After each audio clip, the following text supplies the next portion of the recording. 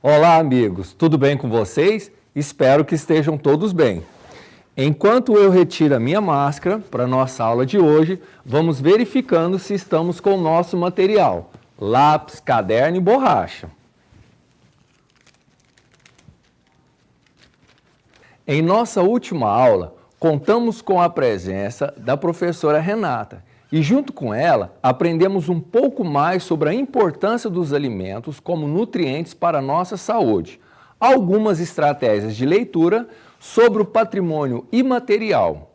Hoje vamos entender um pouco sobre agropecuária, indústria, comércio e serviço, um dos pilares para a produção de alimentos em nosso país. Meu nome é Ronaldo e bem-vindos à nossa aula disponibilizada pelo município de Uberlândia aqui na TV Universitário.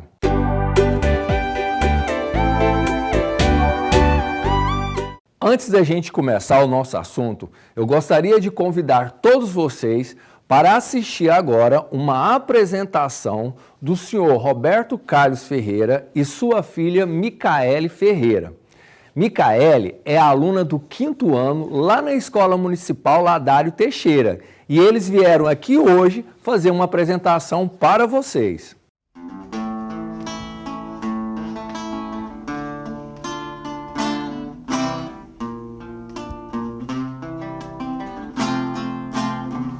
Areia, terra, arrumei o meu roçado, deixei o chão preparado pra plantar e pra colher.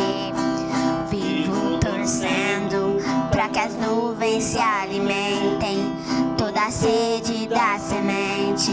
Tô rezando pra chover. Deus que me livre de uma seca nestes lados, porque no ano passado plantei tanto e colhi nada. Mas neste ano Deus ouvirá a minha prece e a minha esperança cresce de ver a terra molhada. Vai chover, vai chover. Sopro de brisa anuncia chuva mansa no sertão. Neste ano que eu plantar eu vou colher. Não vai faltar o pão, não vai faltar o pão.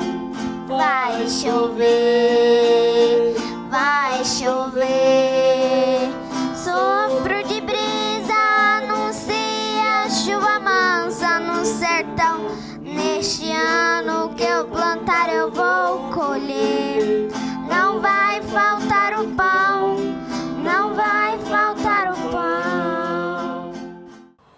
Muito lindo essa música, não é mesmo, pessoal? E ela tem uma letra bem antiga e isso é um patrimônio material do nosso país. Observem aqui, o nome da música que foi cantada agora se chama Terra Molhada. Ela foi criada pelo autor José Joselito Vitor. Terra Molhada foi interpretada em 1998 por Lourenço e Lorival e é uma música tipicamente brasileira. Em cima dela, ele fala que arei a terra, arrumei o meu roçado, deixei o chão preparado para plantar e para colher. Vivo torcendo para que as nuvens alimentem toda a sede da semente. Tô rezando para chover. Ele conta, pessoal, um pouco da angústia de um agricultor que fez a sua plantação e espera a chuva do céu, para que realmente renda muito e as plantas possam crescer.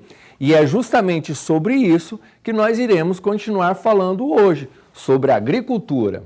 O domínio da agricultura foi um marco para a história da humanidade. Esse conhecimento permitiu aos seres humanos planejar a produção dos alimentos e deu origem às primeiras cidades. Esse processo ocorreu há mais de 10 milênios e ainda hoje a agricultura é muito importante para os seres humanos.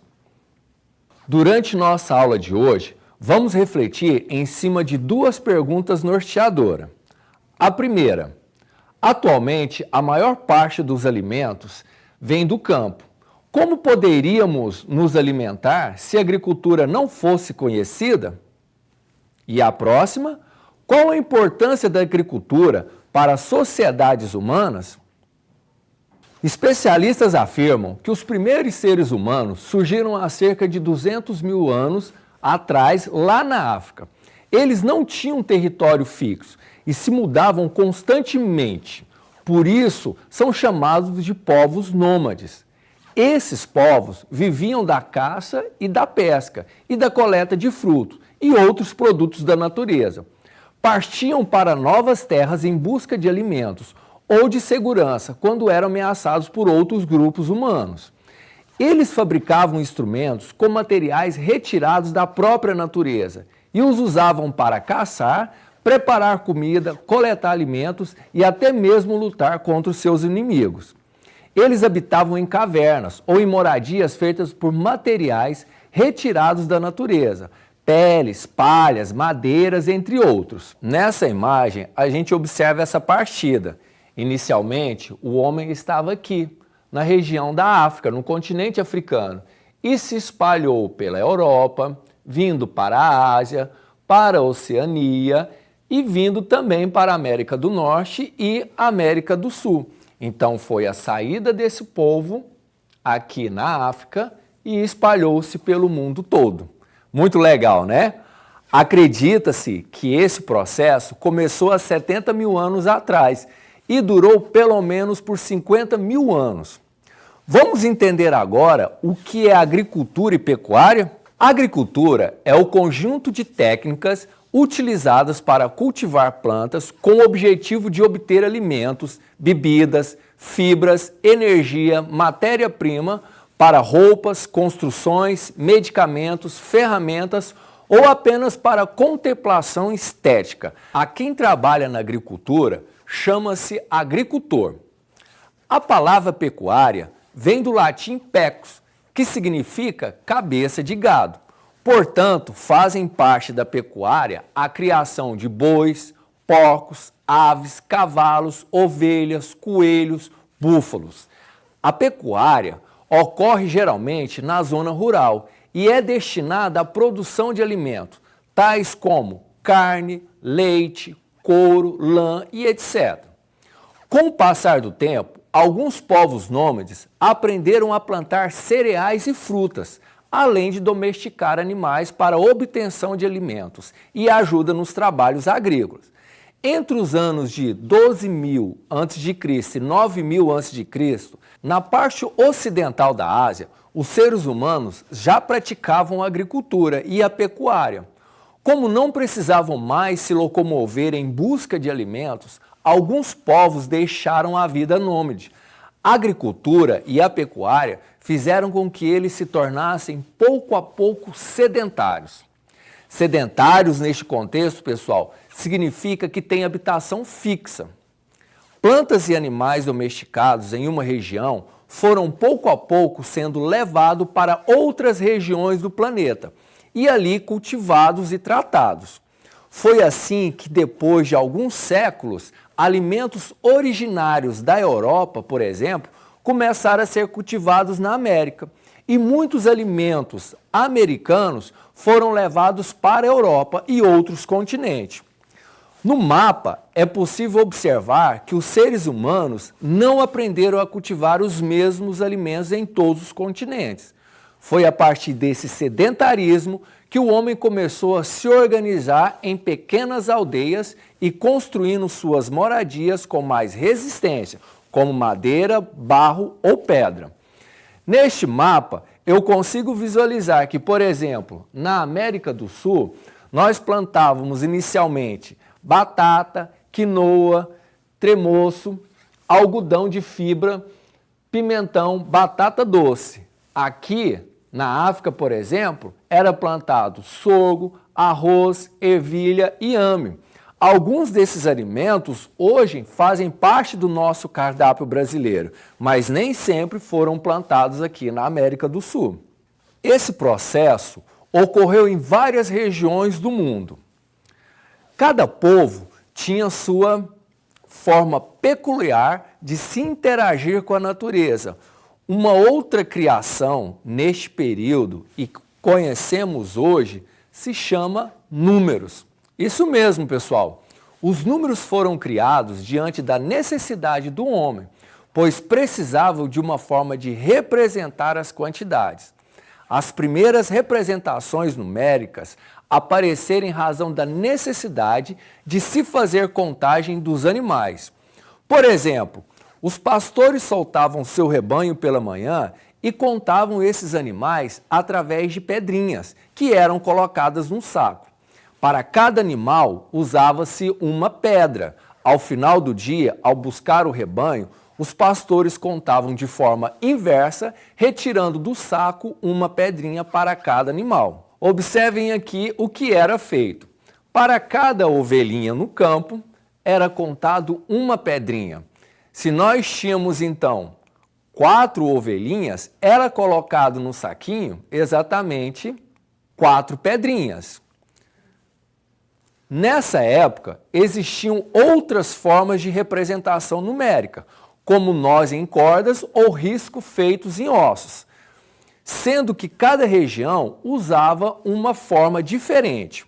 O homem percebeu, então, que precisava de uma forma única de representar essas quantidades, para facilitar o entendimento entre os diferentes povos. Os egípcios, lá no continente africano, foram dos primeiros povos a criar um sistema de numeração. Os egípcios não se preocupavam com a ordem dos símbolos, o que para a atualidade é imprescindível. Esse sistema de numeração servia para efetuar cálculos que envolviam números inteiros. A técnica era efetuar todas as operações matemáticas através de uma única operação, a adição. Observem aqui, esses eram os números, alguns dos números que os egípcios usavam. Então nós temos aqui a flor de lótus, que representa 1000, nós temos um dedo, que representa 10.000, nós temos um sapinho ou um girino, que representa 100.000, e nós temos um homenzinho, louvando ou adorando, que significava 1.000.000, sem contar nos números primários, que nós temos 1, 2, 3, 4, 5, 6, 7, 8 e 9, através de barrinhas. O 10 era essa ondinha aqui, e o 100 nós tínhamos uma espécie de caracol. Então, inicialmente, os egípcios utilizavam esta numeração. Outro sistema criado no passado e até hoje é utilizado por nós é o romano. No sistema de numeração romano são utilizadas letras, que são símbolos, que representam os números. São elas I, V, X, L, C, D, M. Utiliza-se essas letras repetindo 1, 2 ou 3 vezes, nunca mais de 3, sendo que as letras V, L e D não podem ser repetidas.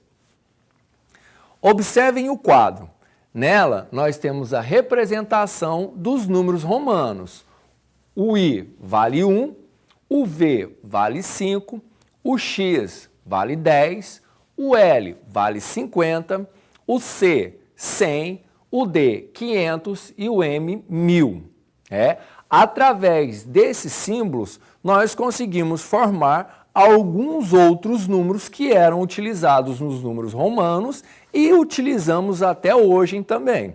Porém, os números que usamos foram criados pelos indianos, lá no norte da Índia, em meados do século V da era cristã. As primeiras inscrições aparecem aproximadamente da forma como escrevemos. Descobriram as posições de se colocar os mesmos para formar os números maiores, mas foram os árabes que difundiram essa forma de contagem e por isso ficaram conhecidos como indo-arábicos, através de um grande matemático chamado Al-Khwarizmi, que deu o nome aos mesmos de algarismos. Assim, com influência de todos esses sistemas, nós temos o que chamamos de sistema de numeração decimal, o qual utilizamos hoje para efetuar as operações matemáticas que conhecemos e ainda vamos conhecer. Observem agora no quadro. Aqui nós temos o sistema indo-arábico, que é o nosso sistema de numeração decimal. Observem, pessoal, que nós temos as representações iniciais dos números. E vocês sabem de onde vêm esses desenhos? Os primeiros desenhos que foram criados foram baseados em ângulos. Vejam o número 1, ele tem apenas um ângulo aqui em cima.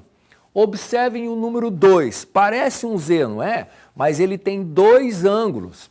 Observem o 3, ele possui 3 ângulos. Então, os desenhos eram feitos para representar a quantidade de ângulos e automaticamente, a posterior a isso, vieram a se tornar os nossos números.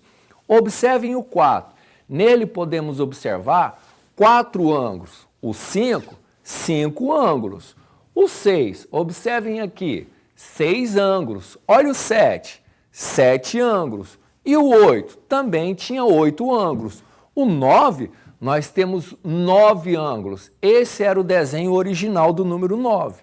E o 0 não tinha nenhum ângulo, por isso que era vazio, né? Legal saber disso, né? Porque a gente tanto pergunta de onde vêm os números, foi daí que surgiram os nossos números.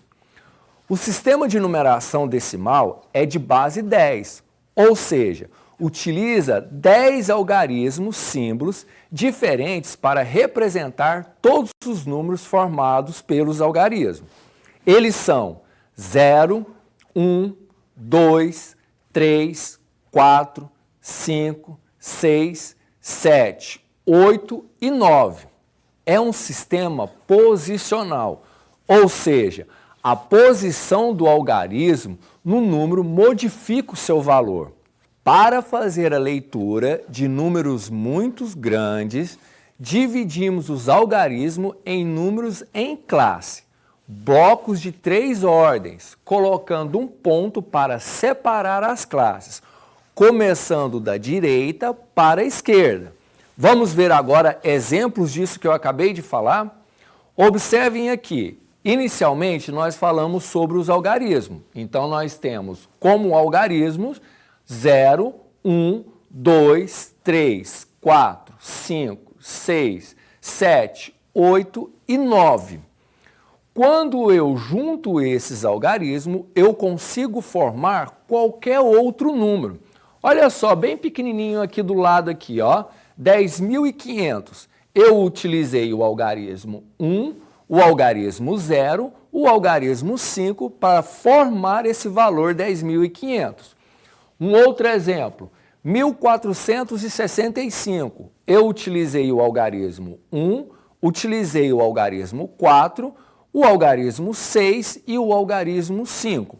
Por isso que nós chamamos o nosso sistema de posicional, porque o seu valor será de acordo com a posição que ele se encontra.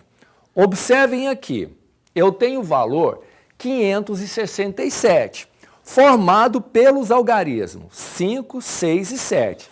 Entretanto, pessoal, a posição que cada um desses algarismos ocupam vai dar o valor para ele. O 7, por exemplo, ele se encontra na casa das unidades, então ele vale 7 unidades. Os 6 se encontram na casa das dezenas, então nós temos 60 unidades que equivalem a 6 dezenas. O 5 se encontra na casa das centenas, então logo nós temos 500 unidades, que equivale a 5 centenas. Então, 500 mais 60 mais 7 forma o número 567. Vamos a um outro exemplo? 2043. O 3 se encontra na casa das unidades, logo ele vale 3 unidades. O 4 se encontra na casa das dezenas, então são 40 unidades, que equivale a 4 dezenas. E na casa das centenas? Nós não temos nada, nós não temos nenhum algarismo. O algarismo que temos é o 0, na verdade. Então, 0 unidades significa que há ausência de centenas. Nós não temos centenas ali, mas nós temos o 2, lá na casa da unidade de milhar, que equivale a 2.000 unidades. Então, 2.000 unidades, mais 40 unidades, mais 3 unidades, nós formamos o número 2043, tá? Isso, pessoal, vocês já fizeram bastante exercício em sala de aula quando a gente ia fazer a composição e a decomposição dos números, lembram disso? Uma outra explicação que precisamos deixar bem claro é a formação dos números. Observem aqui, o nosso famoso quadro valor de lugares, que é o QVL que as professoras utilizam em sala de aula. Nós temos aqui a classe das unidades simples, nós temos a classe dos milhares e nós temos a classe dos milhões. Cada classe, pessoal, é dividida em 3 ordens. Primeira ordem, segunda ordem, terceira ordem na casa das unidades. Ela é composta por quem? Unidade, dezena e centena. Quando passamos para a classe dos milhares, nós temos a quarta, a quinta e a sexta ordem. E aí, elas são divididas como unidade milhar, dezena de milhar, centena de milhar. Lá na classe dos milhões, nós temos mais 3 ordens. A sétima, a oitava e a nona. E aí, qual é o nome que damos para elas? Unidade milhão, dezena de milhão, centenas de milhão. Por isso que quando vamos fazer a leitura de números muito grandes, nós agrupamos de 3 em 3, começando da direita para a esquerda. Conto 3 da direita para a esquerda, coloco um ponto. É justamente aonde separa as classes, tá certo? Vamos ver um exemplo de leitura desses números? Nós temos aqui 57.283, né? Primeiro, nós vamos separar os blocos de 3 algarismos, da direita para a esquerda. Ou seja, eu vou contar 1, 2, 3 e vou colocar um ponto entre o 7 e o 2. Então, esse número vai passar a ser chamado como 57.283. No quadro acima, nós vimos que 57 pertence à classe dos milhares e 283 à classe das unidades simples. Assim, o número será lido como 57.283. Vamos um outro exemplo? Então, pessoal, nós temos um outro exemplo aqui, mas esse exemplo nós vamos fazer aqui no quadro. Então, me acompanhe.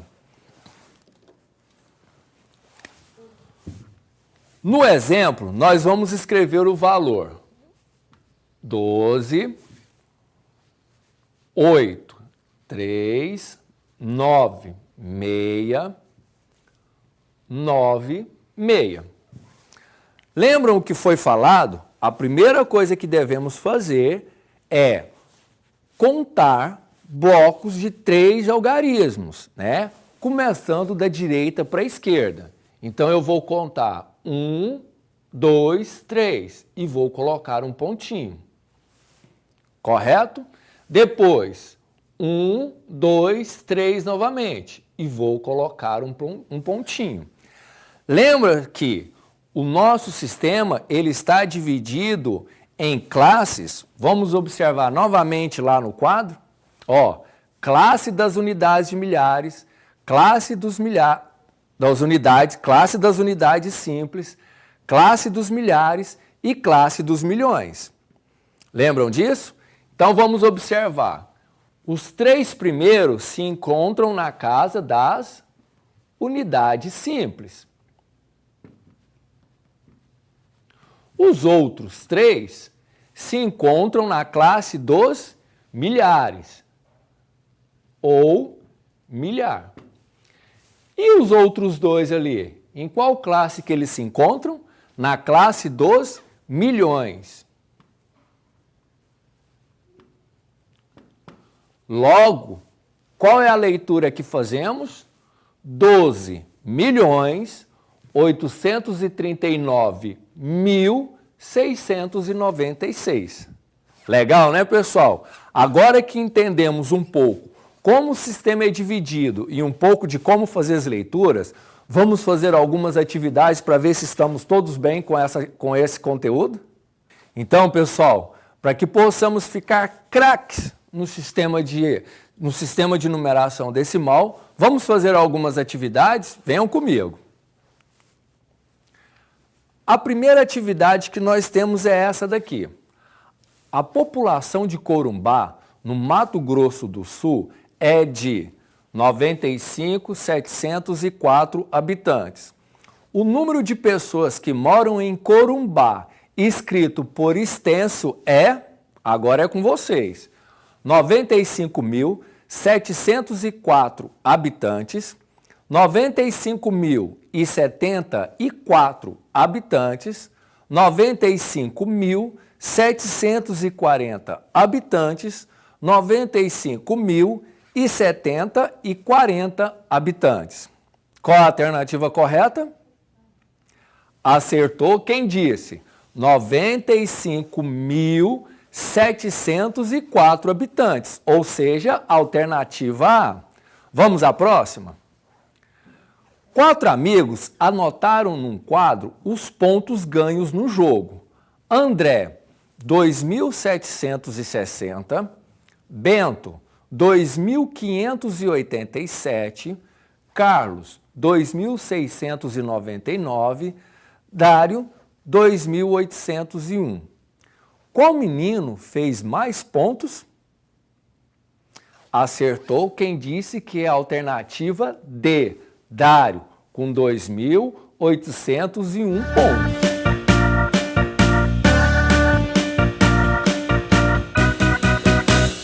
Bom, pessoal, em nossa aula de hoje, vimos como se deu a origem da agricultura e da pecuária.